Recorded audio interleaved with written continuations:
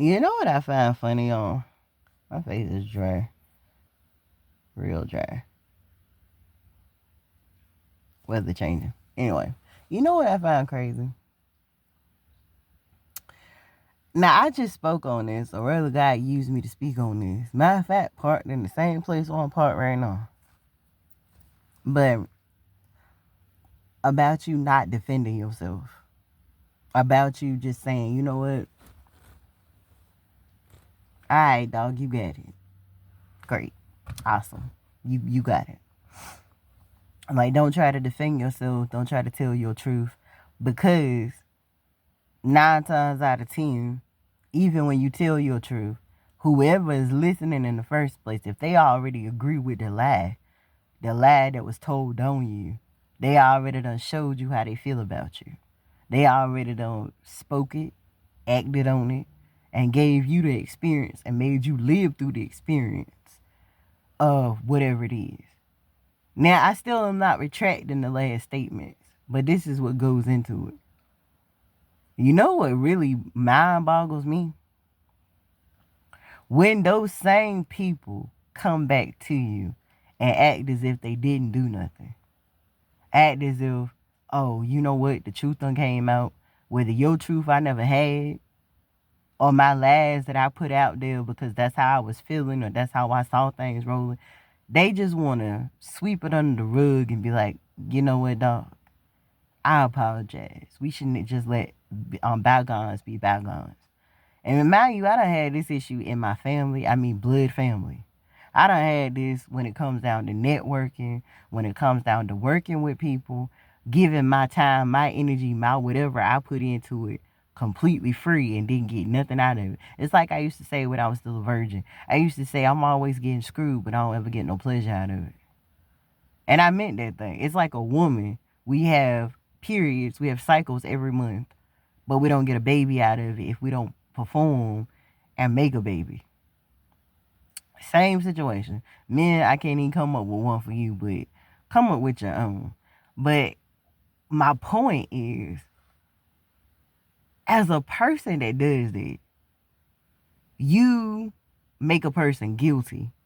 Guilty among their peers, guilty when it comes down to their craft, you know, what kind of work they do, how they get their bread, guilty in front of the people that they called friends and that really had no real reason to turn on you except for if it was there, it was going to come out. How do you have the cojones to step to that person and expect, even if that person has forgiven you, even if they forgave you for themselves, they forgave you because God told them that they couldn't be right with him and move forward in their life experience unless they forgave you. How do you have the cojones and the audacity to believe that this person's supposed to just keep on rolling with you as if things was the way it was before you did what you did? Like, if me and you knew each other, or at least you knew me, you knew enough of me anyway, to make an executive choice and decision to do me wrong or not. Okay, I don't care if we're in a public place. I was raised right. And I'm just that type of person. Well, I know how to be where I am. If I'm in an important event where we both trying to get bread, or we around your children, if you got children, if I got children, around my children and my family, I have enough of a lady being in me to know how to be able to say, nod at you, maybe even have a smile on my face. It may not be a Chester smile, but a smile on my face to be cordial to you. But what makes you think that you have the right to expect, to have expectations? Just like I had expectations of you I shouldn't have, because if I didn't have them expectations, I wouldn't have been shocked. Excuse me. When you turned on me and you did whatever you did, you should, to me, how do you have the expectation that things are going to be between me and you the way that they were before you did what you did? Like, how dare you? As in, I'm outraged about it. But also, how dare you? As in, I just really want to understand. How do you think things are supposed to play out? Because you see, I've been attracted to these people, and not just on a sexual attraction. I mean, law of attraction. I've been attracted. I have attracted these type of people into my life, and some of these people I've been a part of theirs, where they will sit and they will do you wrong and they will do you dirt. They know they owe you money. And they know they not only owe you an apology, but they should be almost bowing down to you to say, you know what, the fact that you came up in this place, you ain't act crazy around these people up in here. You didn't lose it in front of me. You ain't losing on me. You ain't losing in front of my kids. You know, you didn't get on social media and blast me off. Whatever it is that you could have done, you didn't do that. So I'm going to respect myself. I'm going to respect God. And I'm going to show respect to you because I know I did what I did. To come to you correctly and definitely not expect the opportunity to be given to me again. To be able to do to you the same thing that I did to you before.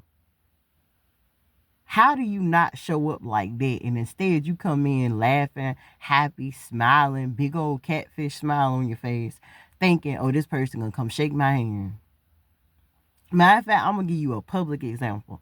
I don't even know fully. I remember hearing just a little, because I'm one of those people that when I'm locked in, I don't really follow things, especially if it's negative and it's drama, and especially if it's involving some people that I actually like. I'm not going to let nothing, not social media, not the news, not even the people that may have been affected in the situation. I'm not going to let that change my thought process or change my mood about how I feel about you or how I treat you. That's just not what it is. And Oprah Winfrey and Taraji P. Henson is one of those situations I'm talking about. What I appreciated about hearing just a little bit about what was supposedly going on between them after they was on good terms with each other was Miss Oprah. She was that lady I'm talking about. Like, I love Taji and I love Oprah for different reasons. But if whatever happened, whatever it was that happened, Oprah was lady enough that when Taji went to give her a hug, a kiss, or a handshake or whatever, Oprah just went on and bypassed her. She's like, okay, I'm going over here. I ain't gonna say nothing. I ain't gonna do nothing that could defame my character.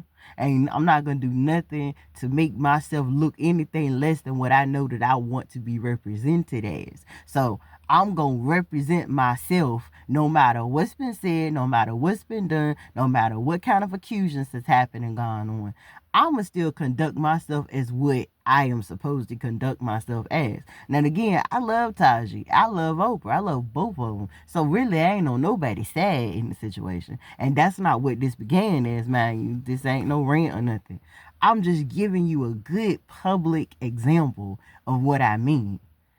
When you know you done somebody wrong or dirty, or you know you done made some mistakes, even if they were mistakes, why would you create an even bigger mistake by adding to it by saying, oh, I'm going to go over here and try to hug and kiss on this person when I've accused this person of this, this, and this? Even if it was the truth. Why would I do that? I'm just not that person, y'all. Yeah, I tell you, I done been paid for years to tell lies. Way more than I ever got paid, as a matter of fact, to tell the truth.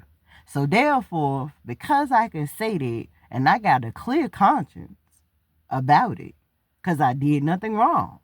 The people that I got paid to lie to, they knew I was lying to them, and they expected to be lied to, and they paid handsomely to receive those lies. Just like the people that could afford to paid me handsomely to tell them the truth. It wasn't as handsome as the ones that wanted to pay for the lie, but the ones that wanted to pay for the truth, it was what it was. What I'm saying in this, though, is all y'all out there that feel like that you can do your mama, your sister, your grandma, your daddy, your cousin, your boo thing, your baby mama, your baby daddy, your sister, your brother, your neighbor, your boss, your coworker, your employee, your independent contractor, the dog. I don't care who it is. If you know that you put that person through some hell and some hot water, please don't have the same audacity to expect to get the same energy from those people, especially if they're brilliant, especially if they are intelligent. Because no intelligent person in their right mind, no brilliant person in their right mind, unless they got an ace that they gonna pull, none of those is going to come at you that way again. Because you showed them that you was a snake and that you bit them. So why would they put you into a position again to let you bite them again? Shame on me if I know you a snake, but I give you your opportunity to prove me that your species ain't necessarily gotta be the way that it looks. But once you've proven to me that you are exactly what your species says that you are, please don't come at me sideways in public and all this, because the difference between me and Miss Oprah is this. I am a lady. Just like she's a lady, I am a lady. I am full lady. But I'm also one of them people where I would rather get paid less handsomely to tell you the truth, the world the truth, and everything about the truth, and still feel peaceful on the inside of me by letting it be for real, as opposed to being for fake and get paid more. It's not about me proving nothing to nobody. It's about me standing for what I believe in. And if you know you did me dirty and you didn't have to do me like that, because you know I ain't do you like that, don't come to me at no event if we both coaches. Don't come to me at no event if I got my title in the church, you got your title in the church. Don't come at me when I'm with my kids, with my husband. Don't come at with me when I'm standing alone and say, hey, girl, how you doing? Girl, the egg prices, they don't went up or they don't went down. Girl, how about we go out to breakfast, lunch, or dinner? Because I'm going to be looking at you like, girl, I forgave you. I did. But you know what you did to me. So do you think I'm going to go to breakfast, lunch, and dinner with you for you to have the opportunity to do that same thing that you did to me before again? Boy, I forgive you. But do you really think I'm going to get in a relationship with you, a situationship with you, or do anything with you and share anything with you when you know how you used me, abused me, took advantage of me, or broke my heart? Do you really, oh, you know what? You my family, you my blood, and I love you, and I'm going to pray for you because my father, my first husband, puts that mandate on me for me to pray for you and forgive you so I can move on with my life and I can have everlasting life. But please don't come at me sideways talking about what's good between me and you. Talking about, my husband ain't got to know what's going on between me and you. Ooh, you know what? You single, you looking good, feeling good, smelling good. How about we see what's good between us? Because, baby, in all circumstances and situations, it ain't a daggone thing in heaven or on earth going on between me and you.